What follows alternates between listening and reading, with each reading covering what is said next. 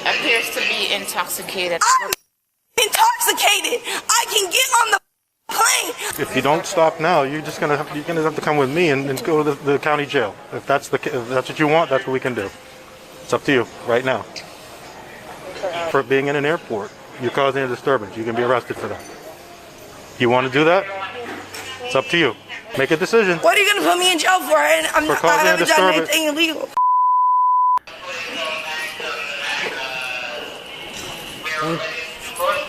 What's up? She appears to be intoxicated. I can't board her in that manner. Okay. Bro, are you serious? All right. Las Vegas flight? You called the You're not, listen. Listen, you're not being... Listen, I'm intoxicated. I can get on the plane. I cannot afford the next ticket. So where the manager and who the paying for my next ticket? Because I'm not paying for this shit. She is the manager. Okay, then you can pay for the ticket for me to get to California because I'm not paying for this shit. I'm perfectly fine. I'm not intoxicated. She's refunded? Yeah. I'm not refunding shit. No, they already... Pay for the next ticket, bitch. Pay for it, period. Come talk to me, please. I'm talking to you, bro. Relax. They should have let me on this plane. Okay, She's being a bitch and she knows it. Let's start from the... knows it. Let's start from the beginning, all right? You want to start from the top? All right, yeah. You obviously arrived here, and what happened when you got here? I don't know. I was literally sleeping. Listen, I'm standing right here. I was sleeping, waiting for the fucking plane, bro. Okay, where, over here? Literally right there, yes. Okay, so then what happened? Yes. So then what happened? Well, you were sleeping, you woke up. I woke up to them complaining about me. I don't understand what the problem is. What were they complaining I just want to get on the plane. I just want to go home. All right, I understand. Let me see your ID so I can get some information. She has my fucking ID. No, she might have your driver's license or passport. Okay. I'm not talking about... I'm not paying for it. I'm not doing that. I'm not saying you have to pay for anything. Go home. I want to go home. And she's being a bitch. All right. On March 2nd, 2021, the Broward County Sheriff's Office responded to a disturbance call at Fort Lauderdale-Hollywood International Airport. A passenger identified in footage only as Miss Diaz had been denied boarding by Spirit Airlines staff on suspicion of intoxication. The central legal question this footage raises is whether her conduct crossed the statutory threshold under Florida law and whether arrest was the only lawful response. If you don't stop now, you're gonna have to come with me and go to the county jail. If that's what you want, that's what we can do. It's up to you right now.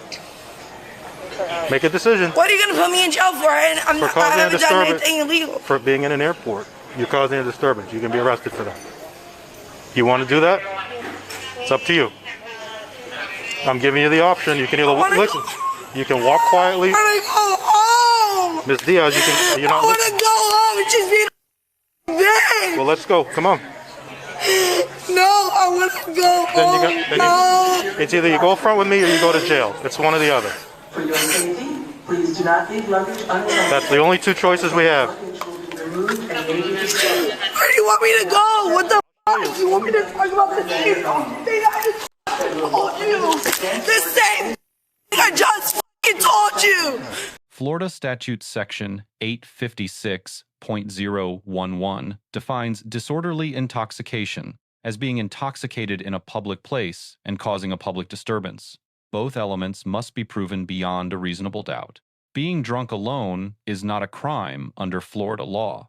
The Florida First District Court of Appeal held in Blake v. State that smelling of alcohol, using profanity, and talking loudly in public does not constitute disorderly conduct in isolation. The conduct must rise to a level that disturbs the public as a whole.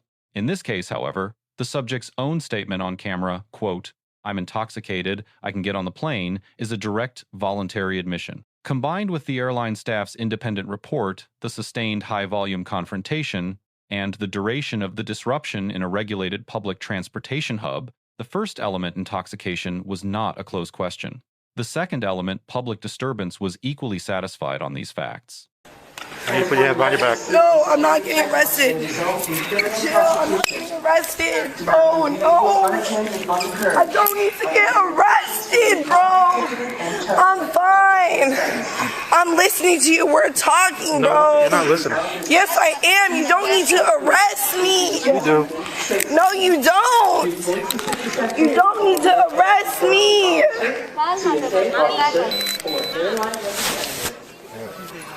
Yeah. Okay, let's start going this way. Come on.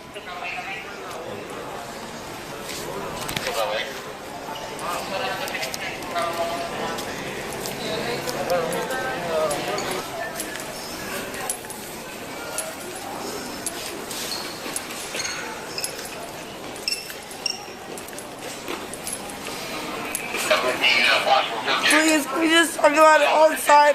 Can we what? Can we just talk about whatever it is we talk about outside? I gave you like 4 or 5 opportunities. Do you have your computer? Because I have I a printer. have my laptop, yeah. You could probably print it from mine. We'll try it. I gave you like 4 or 5 opportunities to walk and talk with me. And then you kept throwing a fit. Then you started to walk. Then you threw your stuff on the ground. Everybody's looking at you. You have to go to jail. We're in an airport. We're not at the friggin' county. We're not at the park. I'm sleeping, bro. I was sleeping and they woke me up with that. Please, please, research this week, please, please. I cannot stay the night in jail, please. I don't have anyone here having nothing. I don't have any money. I'm not even going to be able to bail myself out. Under Graham versus Connor, decided by the Supreme Court in 1989, the reasonableness of any law enforcement action must be judged from the perspective of a reasonable officer on the scene at the moment of the decision, not reconstructed afterward. The deputy had received a call from trained airline personnel, observed the disturbance firsthand, and had made multiple failed attempts at verbal redirection. Under that standard, probable cause for arrest was present before the deputy issued his first formal warning.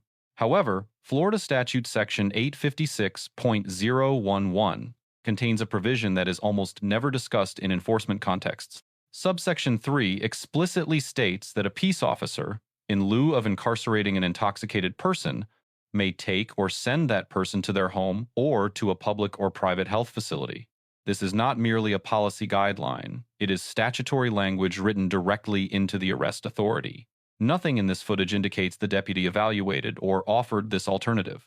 The subject stated clearly she had no local support and could not afford bail. Those are precisely the circumstances the statute's non-arrest pathway was designed for. Please.